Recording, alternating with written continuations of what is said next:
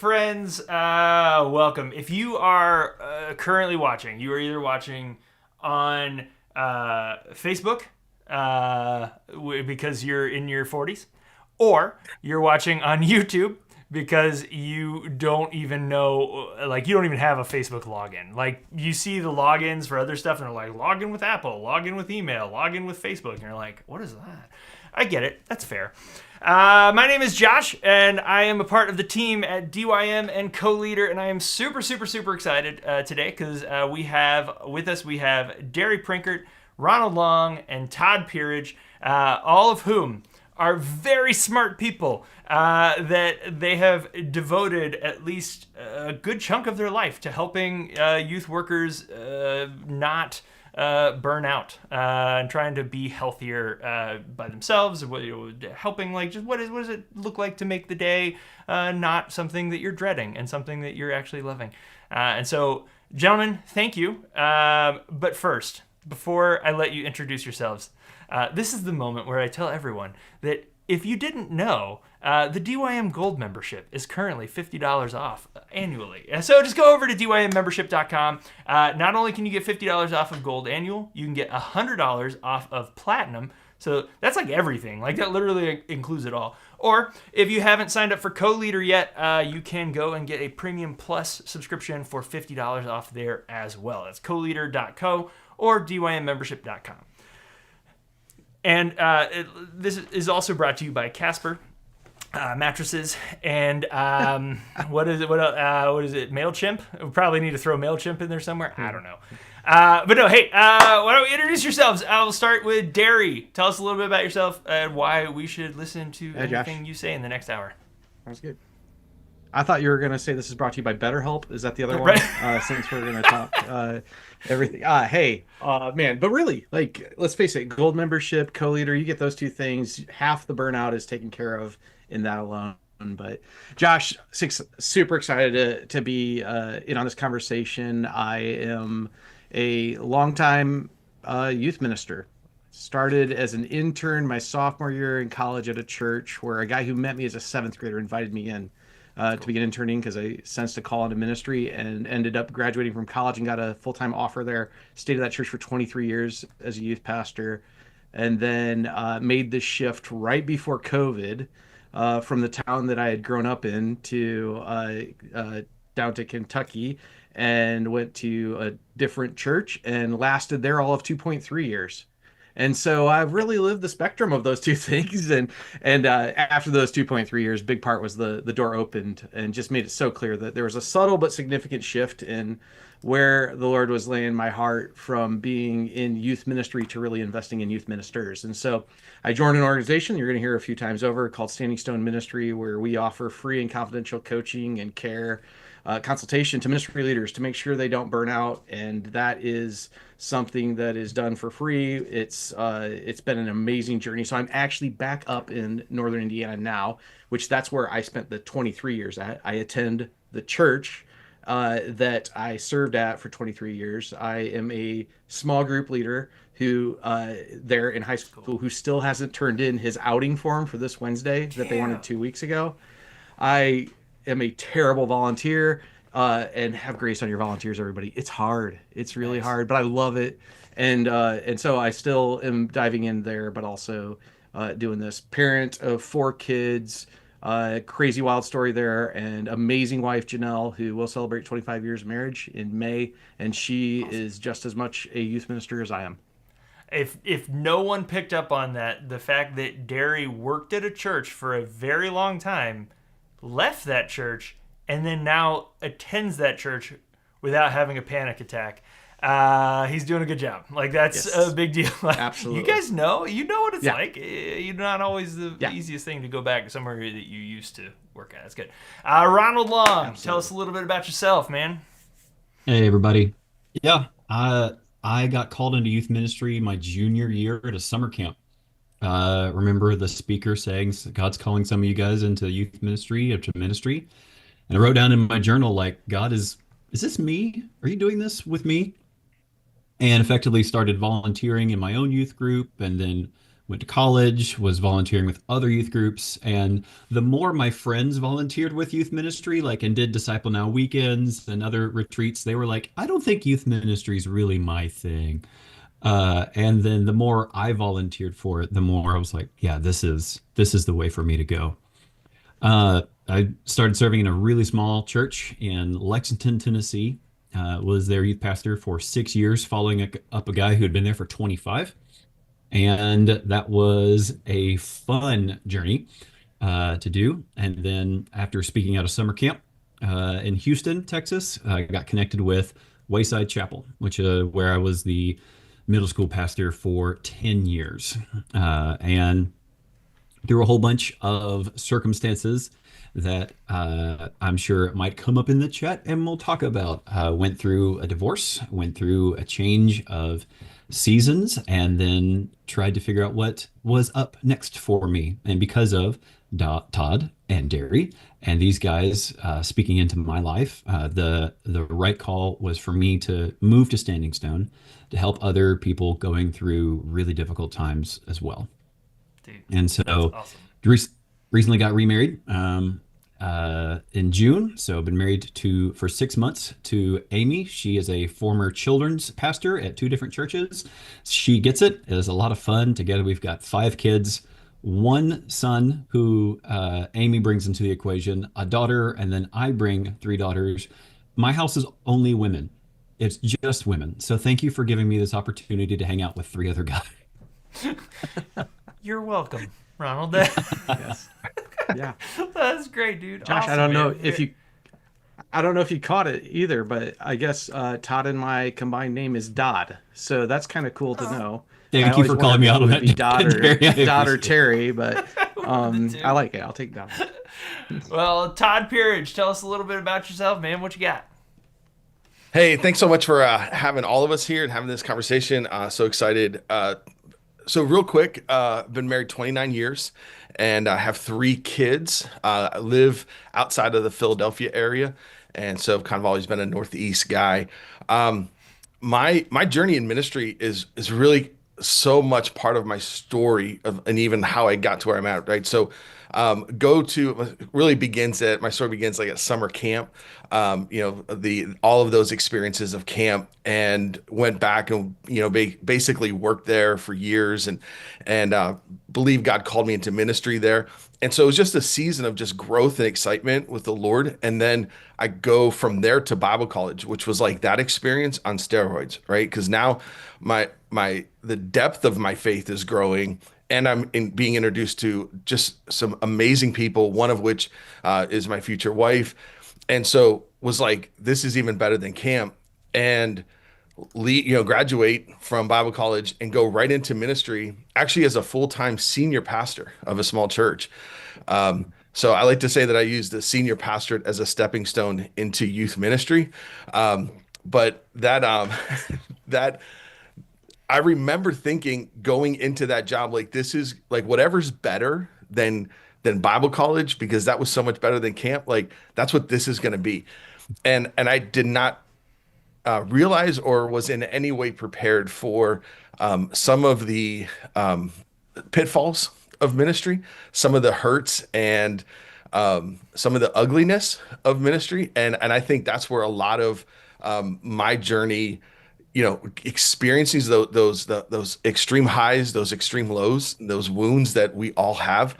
And then it was almost 20 years ago now that I was on staff at a church, and it was not a great exit for me. It was handled poorly. There was just a lot there. And living in a house that the church owned, we were given like 2 months severance and a month to live in the house, and just kind of was truly broken.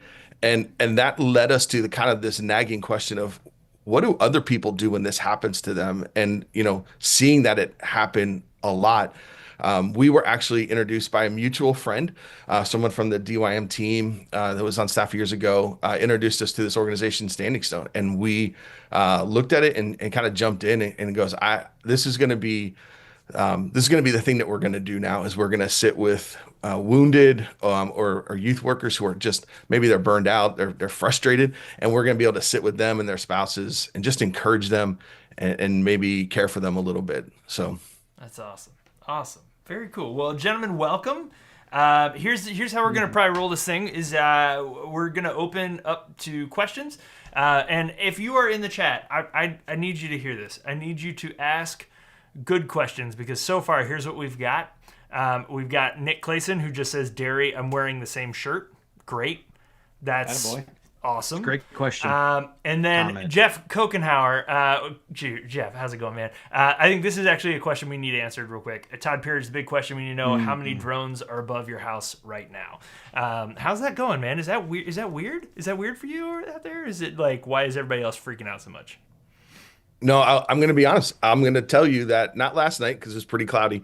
The night before, I counted 8 drones on my back deck that were flying overhead. Oh, And I want to be real clear that you were saying 8 of them flying overhead, not 8 of them on your deck. Like, no, you were the no, one flying. I'm not a drone right? operator. I don't. Just, okay, yeah, sure. Of course you're not. yeah. Right, okay. No, that's good. Yeah, right. Oh, it's so good. Well, actually, all right, Standing so, drone. right. So this is why we're doing this, right? Most of you that are watching, you are familiar with the DYM Facebook group. And about a year or so ago, Facebook gave us all the ability to post anonymously, which is okay. But here's the thing, is what we've noticed with when people are posting anonymously, a lot of times it's because they're going through something really, really tough.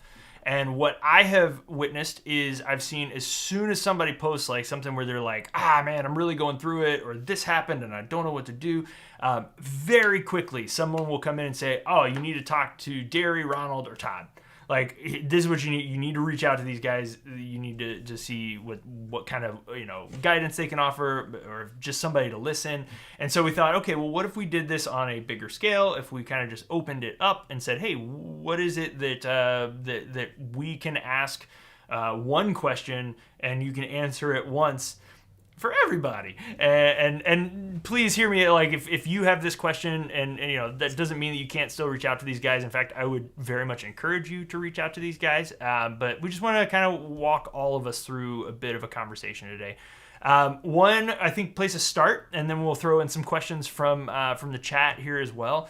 Is we were talking before we hit record. We were talking about there are 2 stats that have popped up recently that are not awesome.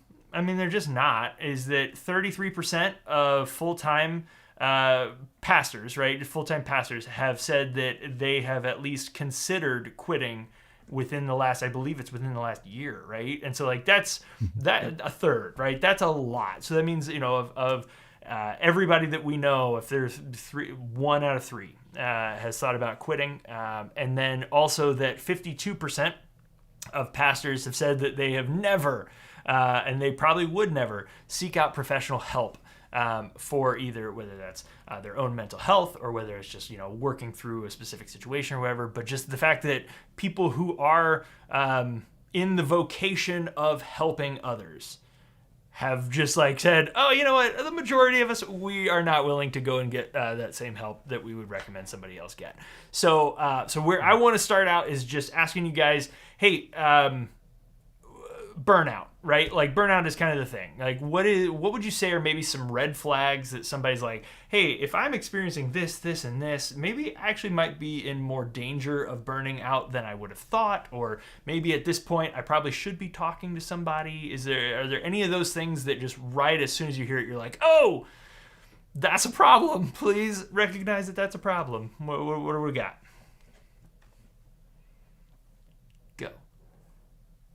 Go. Should I call Todd? him? Who wants to Todd. take that first one? Todd's got it. I mean, yeah, I think we can each kind of popcorn this one. I would say, and I think you're going to hear some personal answers in this as well. I would say that one of the big signs is a shorter fuse. That I feel that when you things that irritate you that normally wouldn't, or your reaction to things is a little bit bigger than it should be, or that it would normally be. I think that's a really big red flag to kind of look at it and go, man, what just caused that? What's going on in my heart that made me react or respond to that?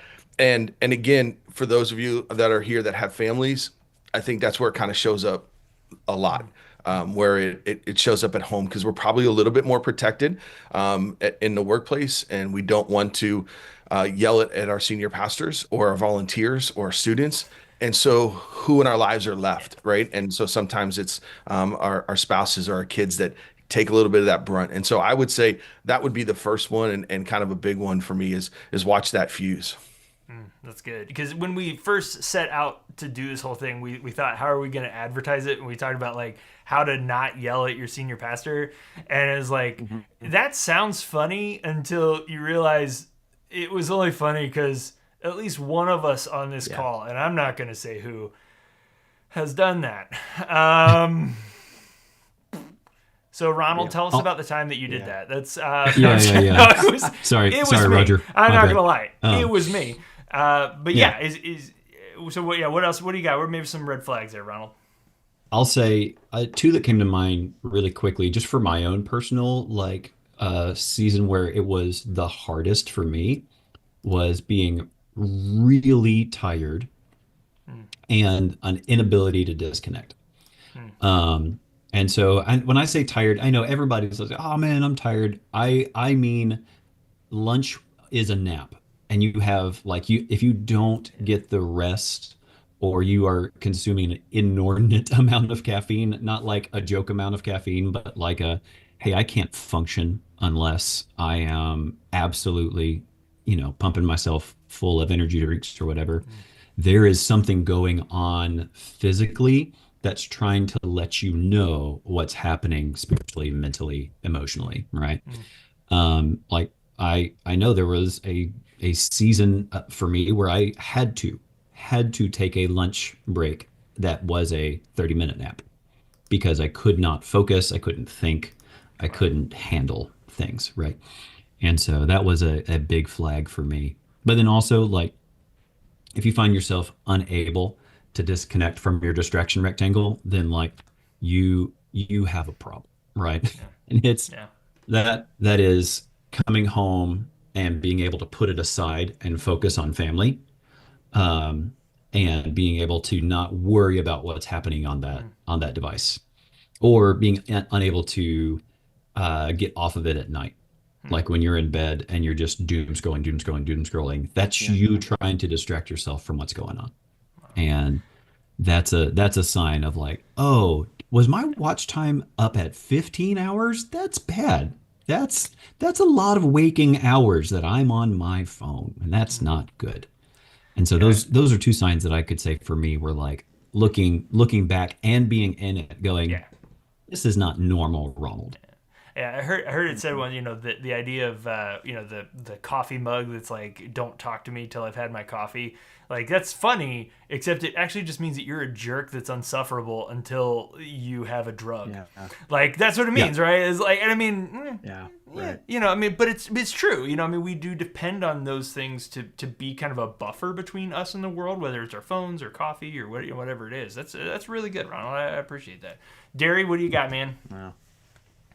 Yeah, I think building off that idea of the inability to unplug, I think through both personal journeys and moments of recognizing burnout as well as and maybe just to be clear, like a part of this is Todd and Ronald and I, we've sat with a lot of youth pastors over the last couple years, and so we've been a lot of conversations. So I'm kind of scrolling through my head what's been themes of those conversations, and I would say there's just this phrase that whether it's said out loud or just said in the tone, it's I'm the only one who, and then they fill in the blank. When that statement is being said, I'm the only one who, and sometimes it's said from a place of almost arrogance, where it's like I'm the only one working as hard as I'm the only one who's working this hard, and nobody else is doing the pace that I'm doing. I'm the only one who is in charge of, and then it's said with despair, so there's like an anger to it or a despair. In the midst of that, I think it's just a big sign of the very thing we've been called to is to walk with Jesus, who said, surely I'm with you in this great commission. So that statement right away is just false, right? Like, but we're saying it. And then on top of that, I think there's just this sign of we have allowed the pressure and everything else to become something that we're carrying. And it's a sign, I think, though, quite honestly, someone will say, well, that means you're on the verge of burnout if you're overworking everything else. And I would say, no, I think actually it's a sign we're in it. And maybe we aren't fully burnt completely, but we're there and we're operating from a space that is so empty. And I would say that, in looking at some of the anonymous posts and other things, you can kind of sense that tone and hear me. Like I don't want that to sound like, how dare you? Like, I've felt it. I feel it. Like that thought comes into my head regularly. But it's just super scary too, because one of the worst places to live burnout is in loneliness and isolation. Yeah. Like that only amplifies it. And so that's why that one rises to the top, in the midst of, and yeah, in that short fuse, like what Todd said, it fits with all that stuff. So that's what comes to mind for me right away. Oh, that's really good. Actually, it does fit into a question that Todd Handel had. He said, how do you tell the difference between burned out, like you're done, or you're just tired, exhausted, need to get rejuvenated? Like where is that? Is it a line that you cross? Is it a spectrum? Like, at what point can somebody say, "Oh, you know what? It's just been a busy season, and I just probably need to rest a little bit," or is it, "Oh no, there's actually something wrong. Like, I probably need to really look a little harder at this." What do you guys think? I'll go first. Um, there's a lot of things that come to mind. If the normal things don't work that you would normally do to rest or rejuvenate or get recharged, and you find yourself coming off of an actual weekend where, like, not a weekend where like you were in charge of things, but like you had vacation, you're coming back from vacation and you're dreading going back in the office, you're dreading going back to work, or student ministry is coming around. That's a tough one. Like the things that normally got you super excited in ministry at first, like hanging out with students, training volunteers, all that kind of stuff. If that's not exciting anymore, or you find it draining instead of like life-giving, that's I'd say that's a sign that something's up. And that's more than just, oh man, summer's really busy. you know it's wow, the things that used to get me excited in ministry don't seem to do that anymore. No, that's really good. I remember, there becoming a point in my time in ministry where I found that I was spending more time with the adult small group leaders, like just out of complexity of the ministry that I was in, and I just remember that there were seasons where I was like, man, like I was bummed that I didn't get to hang out with our students as much, and then there were other seasons where I was like, okay. And looking back on it, that those times where I was like, I'm the youth pastor and I don't even want to hang out with our students right now. Like that's a problem, man. And again, sometimes things like that are temporary. Like, and everything in life is a season, and you got to figure out, whether it's a long-term thing or not. But I don't think that you can be healthy in ministry, especially when you're working with students, if you don't like students. Like, you know what I mean? Like that's a real danger point, I think. That's really good, Ronald. That's awesome. And it takes some time to figure out too if it's students in general or if just like Caden's an eighth grade jerk and you just need to like not. I think be around we him all as know much. Caden's a jerk. Like, let's just call it out. Caden, get it Let's go. together, man. Come on. About time. That's I love that. Hey, I love that answer, because I think on some level, like you do know, right? You really do know, and you're kind of afraid of the answer. But I hear this all the time, especially like younger youth workers or people who are just starting out. And I said it for a long time, that phrase, I can't believe they pay me to do this. And that becomes like, because there's so much joy in it. You would like, the thought is, I might even do this for free. Like, don't tell anybody, and maybe to cross over your conversation with Dan, which is always fantastic. Yeah, don't tell Dan Navarra. Yeah. Don't tell them. Exactly. But that phrase goes like, I can't believe they pay me to do this, to, I don't know if I want to do this, right? Like that. And when you are really in that place, I would just say don't be afraid of the answer. Like really give that some time, invite some people in. Um, Chances are you do know, but don't be afraid. So is it safe to say that in those moments where you're like, okay, I know I don't have the same passion that I used to, even to the point maybe I've gone full pendulum swing to where I'm like actively avoiding the things that used to give me joy, right? Is I don't know. Is there a like? Is the best answer to just push through? Like, what is the answer at that? Like, what do I do if I find myself just lacking in that? Yeah, Ronald, what do you got? Well, so Cody Felger is asking this question. I think Mm-hmm. it goes to what you're saying. What would you say in regards to your passion shifting, right? Mm-hmm. So it may be you got started in youth ministry and ministry was exciting, but it's the idea that like, Hmm. oh, I just enjoyed ministering to people who were close in age to me because I got started so young. Sure. Now that there's a bigger age gap, it's kind of weird. I do still like ministry though. I like teaching. I like going to the hospital. I like going, like spending time with people at my church. Oh, it's just the age group that's changing. And, like that is a valid question, I think, to ask. And then you can shift it around and even still maybe stay in youth ministry. Like you were talking, Josh, like you can be a youth minister like students, but hang out with your adult volunteers because Right. that's also youth ministry. Mm-hmm. And I think it's also okay if you're not a lifer. Yeah. Like that's fine. God gives us desires and passions, and sometimes they change, and that's fine. It's okay to say, oh, you know what? Yeah, this has been a fantastic season. I wasn't Sure. using this as a stepping stone to begin, but it kind of feels like God's Well, shifting my yeah. desires. I mean, because I would assume a Mhm. lot of the people that are even watching have at least a similar story of starting in youth ministry super young, right? Like, so I mean, I started when I was 18. Huge mistake on the part of the church that hired me. I'm just gonna say it.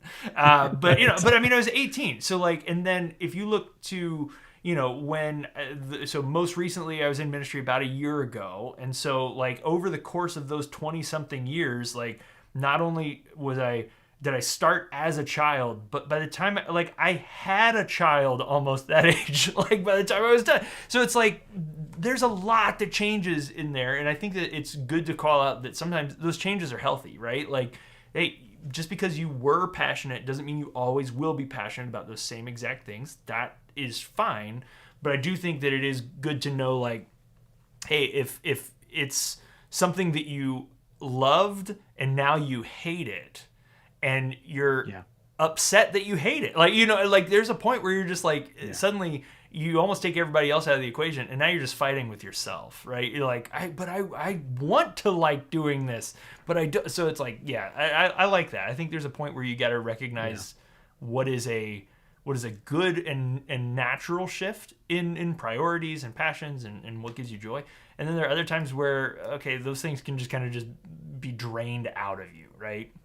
That's really good. Josh, I think that's the thing I would say is there's a huge difference between shifted passion and no passion. Right. I know that's like really duh, but really like that's the important part when we're talking about that, the signs of just a season or oh, this is a shift in passion or it's true burnout.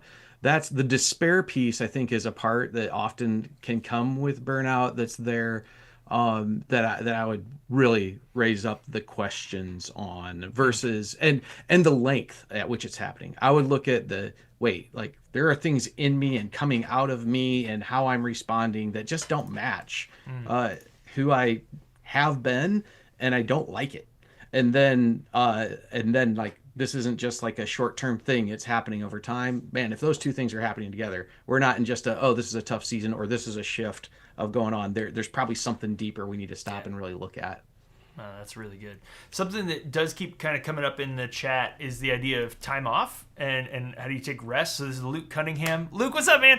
All right, so this is really cool. This is, honestly, so I got to hang out with Luke again, and I'll get to why it's again, at DYM 100 a couple weeks ago. But that was particularly a cool moment for me because Luke was one of my interns, like way back in the day, and it has been so cool. I mean, it makes it sound like he's like 8, but to be like, it's so cool to see you all grown up, buddy. But like, no, for real, like it is so cool to see the person and the leader and the pastor that Luke has become. I just lost this question again. Oh yeah, so he asked, what is most restful for you on a day off? How do you actually get rest on a day off? But then Andrew Jansen, he kind of followed up with something similar where he's asking, what are some next steps in conversations if you get pushback from advocating for time off and saying no to more responsibility without compensation? So like, it's kind of this, how do you make the most of the time that you do get rest? Like, how do you use, whether that's, the day a week that you get, or whether that's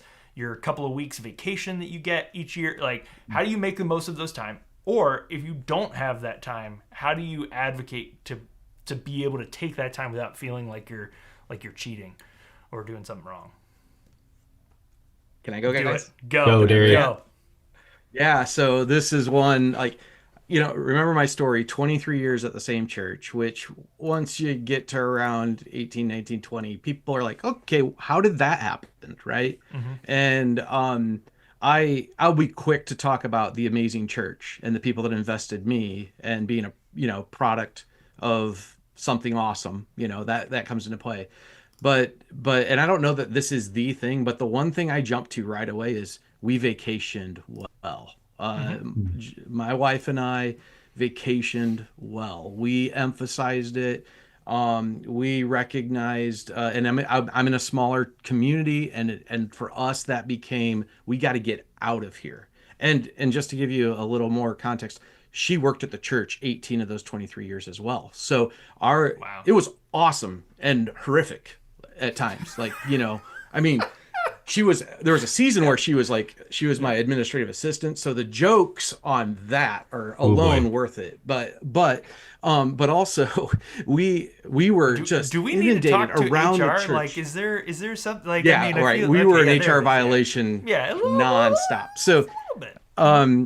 but I mean, our lives revolved around that church to the level we recognize we've got to get away. And so so that was a piece, but also the importance of really honoring that day off. So Luke's question, let me just start there and say my answer to that is, Luke, I can tell you what's most restful for me, and it won't be for you, almost for sure. Like my answer to that, I mean, and you want to know, for me, one of the things for a long time, it was, I went to movies and I made it my mission to try to be the only person in the movie theater. So stupid, so dumb, middle of the day. But it was just like this fun mission. I found it restful, awkward sometimes, because if you go to the movies in the middle of a Thursday, you'll end up there a lot of times with like 2 senior citizen women watching The Notebook. Not that I did that or anything, but stuff like that can happen, and it's just weird. But I loved it, and it was that was restful for me. Other people go, that's no. So I think there's that piece. And I'll throw out another thought, and then I'll get back to the vacation thing.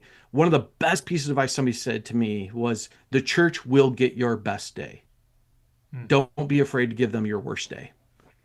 Meaning, a lot of us will plan our day off. If we have freedom for our day off, we plan it on the day we're going to crash.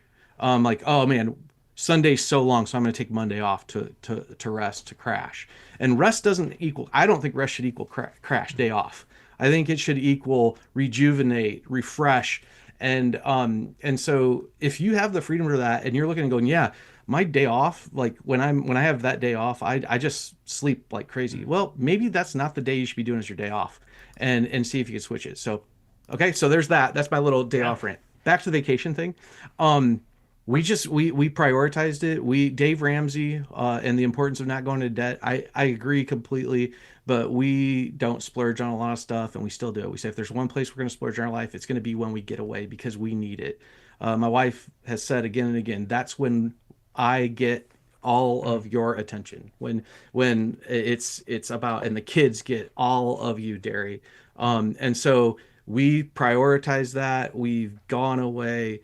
We found our places that could be important. And one little rule we set, and this is probably for those that are working through this whole work-life balance, especially with family, we set a rule. It was 30 minutes or 30 miles on vacation. Once we hit that moment, no more church talk. nothing. Like even about our friends, it was really weird. We would then have about an awkward 24 to 48 hours where we didn't know what to talk about.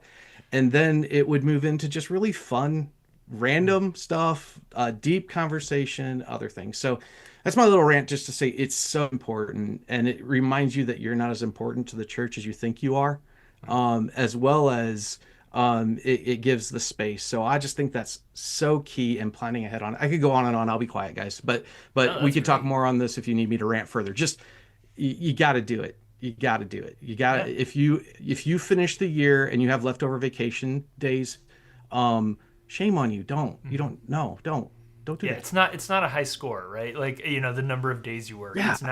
That's not a win. Anything you guys can think of if somebody's like, look, I don't know what is the thing that recharges me. Like, I just don't know what that is. Like, any thoughts on, hey, try this, or some way to maybe figure out what those things are? I'll say it's okay to go back to your high school self. Like, what did you do to Mm-hmm. goof off in Yeah. high school? Go do that again. Like, and if it was playing disc golf, go do that. If it was like doing sports, find an intramural league. Like, if it's something that you like enjoy, like go find that stuff. Yeah. If it's reading I'm books by Yeah. yourself, go do I'm that. just gonna say we just found out that Ronald was very wholesome in high school because he said sports and frisbee golf. Look, I will I say with a caveat: do what you did in high school as long as it's legal. Now, You can I'm still just stay saying. employed. Yeah, for what that's worth. I don't know. that makes sense. No, That's good. okay, I want to get to a part of the question, which is how do you advocate for yourself if Hmm. like Yeah. you're not being advocated for. I just talked with a youth pastor who's having a really hard time where his boss is telling him he needs to take a different day off because the day he chose to take off is bad. Um, and it's tough to be like, okay, the day and to be clear, out of 7 days a week, one day, which I feel like is already unhealthy. You should have like 48 hours. You should get a actual weekend.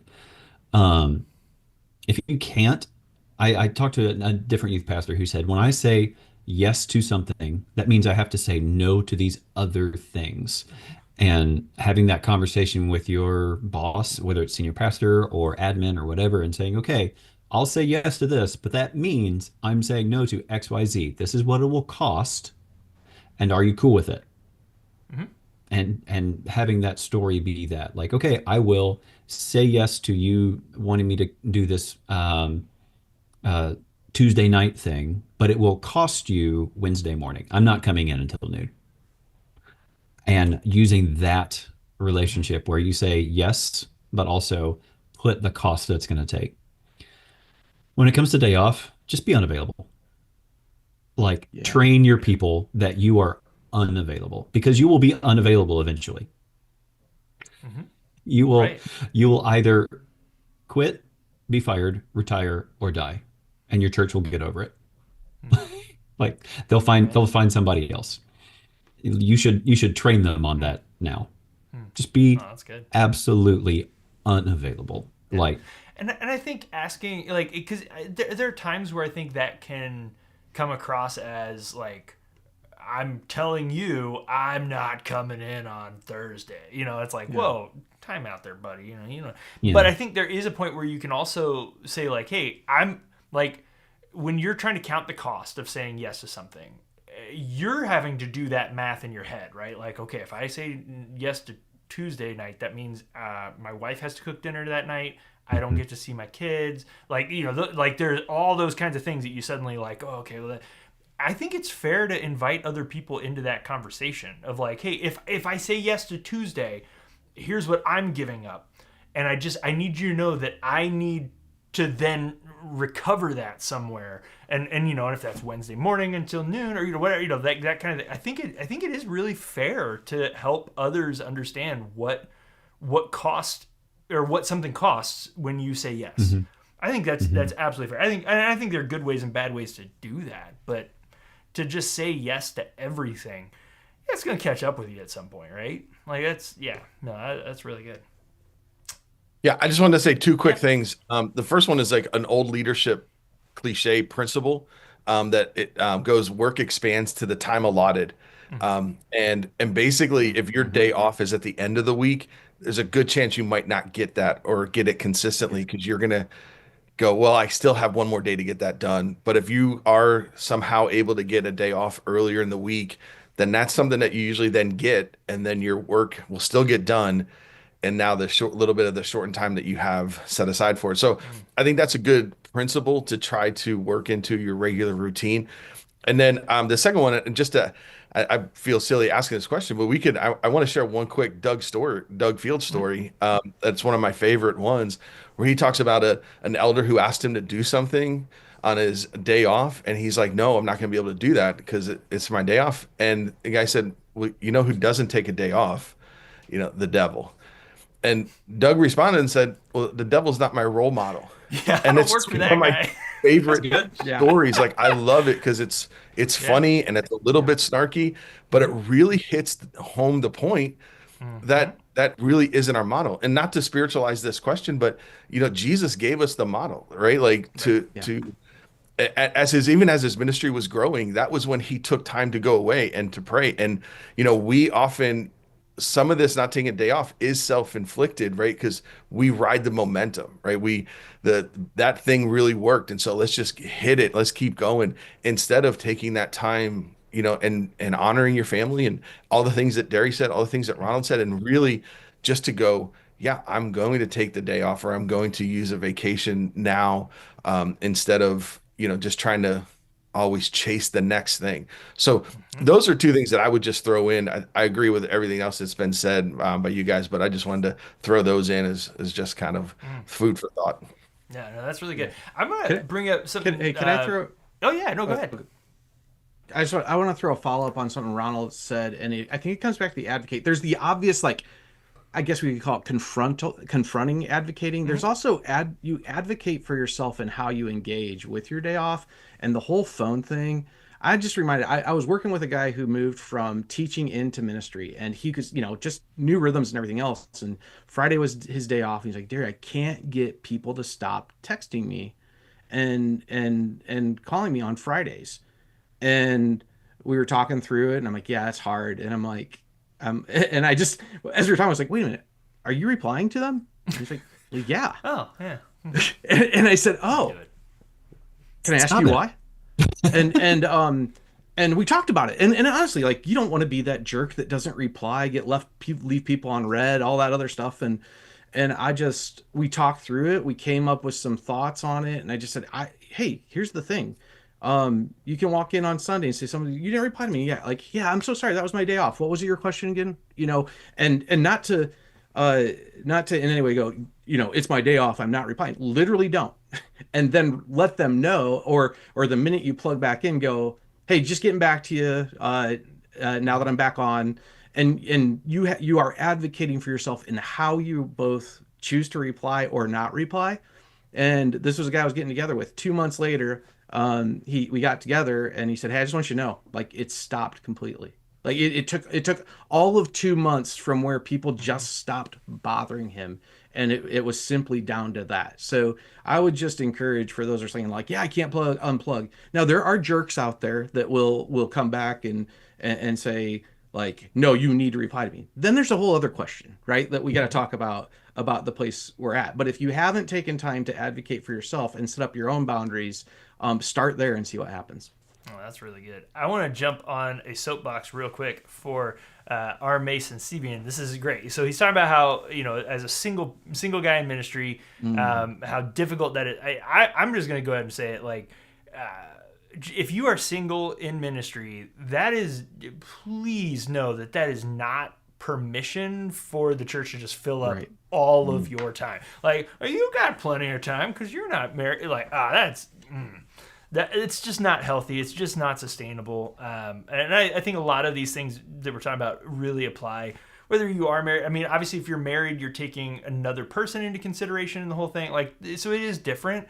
But no, one of the hardest transitions in ministry I ever made was when my wife and I were dating to then when my wife and I were married, and it was like, Mm, oh, I don't have the same amount of time I used to have, and I don't want to. Like, yeah. I really like my wife. I'd like to stay married to her. Like, and so it's just, but the unhealthy expectations that got set while I was single made that transition very, very difficult. So, yeah. Josh, Yeah. can I piggyback off of that? Mm-hmm. Again, a unique circumstance. Mm. Married, divorced, single, remarried, right? So I never experienced ministry as a single dude when I was young. I only experienced ministry as a single as an older guy with kids. Mm. Mm. And so that was a wild time to be like, oh, wait, hey, this week my kids are with their mom. And so therefore I could potentially do this thing over here that feels good, Mm-hmm. distracts me from my loneliness a little bit, and maybe makes people like me a little bit because I stayed at my church for a year and a half after our divorce. And so it was it's absolutely a desire to be like, I need some community, so I'm going to work at my church. And being able to unpack that a little bit to say, what does healthy, good community look like outside of my employment? And if you're a single person listening to this, understand like my circumstance was kind of unique, but I glimpsed that just a little bit. What does healthy friendship and relationships with people look like outside of your employment? And just kind of like thinking through that a little bit and exploring that some. And trying not to, if it's loneliness because you don't have a girlfriend or a boyfriend, or it's loneliness because you're in a place that you moved to get to that spot, to get to that church to minister to it, thinking through what that looks like for you and being really, really intentional with friendships. And I would even might maybe say careful as well. Yeah. That's good. That's really good. We're closing in on time, believe it or not, but we got another, at least one or two Crazy. more. Cody says, what are some good ways to detox from previous spots that didn't value time or work-life balance in order to create better life rhythms? So you are at a place that's unhealthy as far as that balance, and now you're going somewhere new. What can you do either in that transition, or what can you do to help communicate, hey, I value this healthy balance between my work and my life? Like, what can you do? Yeah, can I jump in on this one first? Mm-hmm. So I always share this story in a response to that question or that thought. Going back to high school, playing football in the later part of the season when it was really cold, right? You'd get like little nicks on your hand, your elbow, right, your knees, like, but it was really cold enough where it really wasn't. They weren't bleeding a lot, and then get in the locker room, and all of a sudden you'd be like, "Where's all this blood coming Mm-hmm. from?" And you realize you had like a cut here or a thing there, and I think that for me that's such a clear look at what sometimes it is like for someone who's come from a place that is a little bit more toxic, that has a little bit more of those regulations. Things are a little tighter, and to a place that's healthier where they value time off. And it's difficult because you go, I don't even know where that's coming from. And then so some of it is just kind of, you have to do some of that work and be honest and go, oh, that is something that I need to be aware of because it's going to show up. And there's a very clear moment. I remember filling out a vacation request, and the last church that was at, it was like it was really not healthy, and it was like, well, you can't take that day off, and you can't count, you take like 5 days off for like a vacation, and then you're like, well, then I have my weekend. They'd be like, no, you can't count that weekend, or you can't tag your weekend onto so you can't take 7 days. If you want to take 7 days, you got to charge 7 days of vacation. And it's like, that doesn't seem to make sense to me, but that was the culture I was in, and that was how they did it. And so I get to this next church, and I remember it was like 4th of July, and I was going like I was trying to figure out, it was like the vacation, the weekend, and all this stuff. And so I filled it out, and I about an hour or two later, I knock on the door and the senior pastor, and he goes, "Hey, can we talk about your vacation request?" And immediately I'm feeling all of it, right? I'm feeling, oh no, I did something wrong. And I'm like, the walls start going up. I know my face got red. I'm sick in my stomach. And he's like, I just don't understand. He's like, and again, that doesn't help. He goes, so the fourth is a holiday, so we're not going to count that. And then it's the weekend, like we're not going to count that. He's like, so you're like 6 days is like two. And I was like, what? Oh, And I remember like in that moment going, okay, I'm in a different place, right? And how and so it really is a real thing that you have to, I think Cody used that word detox, right? You have to kind of just look at some of those things and then ask the questions, right? Like be upfront, because oftentimes what we kind of hide is some of those wounds that we don't want someone to see, and then they get exposed, and it's usually not a great thing in those moments. So be honest, right? Like talk to your lead and say, hey, this is what it was like in my other church, and I'm just trying to learn the new system here, and I know I have some wounds from how that went down. So can you be patient with me and kind of walk me through and forgive some of the dumb questions? So talk it out, be honest, and just try as much as you can to be aware of some of those wounds. oh, that's really good. That's really good. Something It's, that I can, yeah, go ahead. yeah. I think Todd, like that is such a good thought. Of the awareness of that is so important. And I'd even throw out, in the detox process, we might not be aware fully. And that's where Totally, finding totally. someone trusted to talk through what's going on, um, with some specialized skill, which yeah, can we've talked, people say talk to Ronald, Todd, or Derry. Can we? Yeah, we might be able to help with this. But also when it comes to some of this stuff, this is where, going back to that first stat you said, if you're a part of that 48% that says, nope, not going to go see a counselor, or seek professional help in it, there is stuff that happens in our brains in the midst of this, and in the stress of everything else that we get carried over. And to be able to unpack that stuff becomes so important. And I like, this would just be a window in that question that Cody asked, that I would just advocate for, to say counseling is so healthy. And I'll say I am seeing a professional counselor every 2 weeks right now, and I don't see that ending anytime super soon. As I work through life in so many different ways, and I would just say that I think that's a key piece to it, and that can come. It doesn't have to be a professional counselor, but the expectation for that, whoever, that new place to solve your past issues, can be a dangerous thing. And so finding all, yes, they can help you, but find another spot too that can help you process through. Like it was interesting, Todd. You said, that's when I realized I was in a different place. And yes, you were in a different place physically, but emotionally, there's probably that side of, you're not totally in a different place. So what do you need to do to internally get to that different place as well? Is talk with somebody, work it out with somebody, is so important. Oh, that's really, really good. Linda said this. She said, Pete Cesaro has good thoughts for singles in his Emotionally Healthy Leader book related to this topic. I'll go out and just say, I mean, honestly, any of the emotionally healthy, there's like a few. I don't want to make it sound like it's like, there's a million. It's not like the Emotionally Healthy Dog Walker or anything like that. It's not like to the point where you're like, okay, tone it down. But no, these are really good books. If nothing else, it just causes you to ask yourself some healthy questions that you probably aren't going to ask without being prompted in some way. So the question I've got for you guys is, are there any resources like the Emotionally Healthy Leader, or I know Doug Fields wrote a good couple of books. I think one is literally just called No. Like things like. But are there resources that you can think of that somebody would be at least benefit from either reading or watching or participating in? I'll say both of Alan Fadling's books of Unhurried Life and A So Non-Anxious good. Life were really helpful for me coming out of a season of a lot of hurry and anxiety. And so both of them, full recommendation to both of them. Really, really helpful reads. That's good. Yeah. Yeah, I really like Gentle and Lowly. It's a good kind of reset book, just a great read for your soul. Oh, that's cool. Yeah.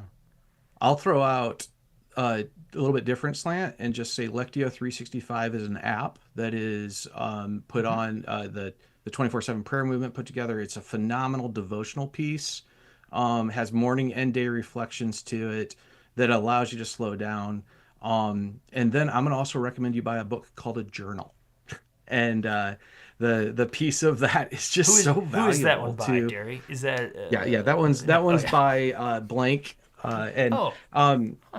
yeah, and we've talked about this, but really too, like the biggest question in this all is like, and hear me, like I convict myself as I say this, burnout at its root is about our connection with God, right? Like that, and there's things that maybe have been done to us to get us there, and so a hearty amen to the books that just got recommended, this Gazzaro stuff and everything else. But I would just throw out, if you haven't found the right resources that are allowing you consistent and regular, just that moments of isolated time with God, find those. Lectio 365 app has been awesome for me, and A Journal. Oh, that's really good. So I mean, it's a little bit of a shameless plug, but we have the Youth Pastor Compensation Survey coming out in January. I got a chance to read a rough draft of it already, and I will tell it. I won't spoil it because I do want everybody to get it once. And it's free once it's out. But one of the things that they did a really good job of this year was asking questions about longevity and about, hey, how are you doing in the role that you're in? And the questions on how many days are you able to find time to spend alone with God for even 10, 15 minutes even, not great. I'm just gonna say it. I mean, and so there is a lot, I think, as far as once you find yourself in that hole, that it is hard to dig yourself back out. But one of the best ways is to take a step, right? Begin, if you're like, oh man, I just realized I haven't even read my Bible except for preparing for a lesson in months. Okay, well, let's start today. Like, go ahead, like, get on it. Like, don't just live in that. Like, take a step in the right direction. Is it going to be perfect? No, but it's not going to be better if you don't start. Right, so hey, all right, we are at time. So one, I definitely want to throw out to everybody, like, these guys are in the DYM Facebook group. You can reach out to them. You can do the instant message thing. Is it direct message? It's a direct message. Instant message makes me sound old. So I remember MSN. Yeah, good time. AOL, friend. AOL. Yeah. Wow. Did we all just have some a moment of nostalgia over America Online? Absolutely. I just wish every once in a while I just want to get the internet on a CD. But definitely reach out to these guys. Like, they're super, super helpful. And again, I'm not saying that you're like, I have the worst situation ever and I need tons of time. Maybe you're just like, I just need to check in with somebody. Like, that's super, super helpful. And these are three guys that are great at that, or at minimum being able to point you in the right direction for some really good resources. Any closing thoughts from you guys? Anything that you want to share that maybe we didn't hit, or maybe you just want to do you want to come up with a catchphrase, or I don't know, it's up to you how you want to, you just want to say later. I don't, take it away. I'm going to start with Derry. What do you got? Last thing you want him to hear. Ah, man. When in doubt, reach out to Dodd. No, because that leaves out Ronald. So, yeah, this matters. This stuff matters. It's so important, and we are here. Get into connection with others. If you're an anonymous poster, I get it. Take up the opportunity to talk to someone is so important. We have opportunities. We're available. We're building things. We work together, Todd and Ronald and I, on just trying to create spaces. And so we've got this thing we do called the Youth Ministry Leader Cohort, totally free, 10-week journey with others who get it. And there's other pieces to it. Get into a local network. I know Steve Cullum's over in the chat. That guy is an advocate for that. That piece is enormously important. So I don't, we didn't hit the network, the connect with others outside of your own world that are doing this. There's just something so good about that. So that's right. You know what else Steve Cullum is advocating for? ICQ. Oh man. If you don't know what that is, that is like the You're watching on original YouTube. instrument. Like that is so way like Wow. I think you had to like connect to a message board in order to even get to it. But yeah, so but Steve, did you hear they shut it down? They actually just shut it down this last year. It was actually really sad. Anyway, all right, Ronald, what do you got for the people, man? Tell us something. Just looking at this last question here, what do you do in a church where the senior pastor doesn't model healthy time off, healthy burnout statistics, like that? If you don't have that modeled to you in your leadership, don't be afraid to be the one who does. Like if they hired you and it says you get this day off and this amount of time, take it and be the one who begins being that. Even if it means you get a little bit of pushback from your boss, it's more healthy for you to have some time off and days off. And plan your vacation first. Whenever your vacation resets, January, your hire date, whatever, as soon as you get that, plan your vacation immediately. Put it on there because you will then plan around it instead of trying to make vacation work around everything else you've got going on. That would be my parting shots. That's good. All right, Todd, bringing up the rear. What do we have for everybody? No, I said it, Ronald. Deal with it. No, that's okay. That's pretty much spot on. No, I really just want to stress that what we do is completely free and is confidential. Even when we were at DY 100, there were several conversations at the table. We're like, so explain to me now, how does this work? Is it a subscription? Like, is it a monthly fee? And there, it is no strings attached, right? Like, cancel anytime, right? Like if you're like, hey, I need to talk to someone, and then we talk a couple of times and you're like, I don't know if I want to talk anymore or need to talk anymore, that's okay, right? Like there's no but just to stress that it's free and confidential. We as I shared my story, like it was really, really difficult and painful for us, and we didn't have a lot of people to kind of come alongside of us.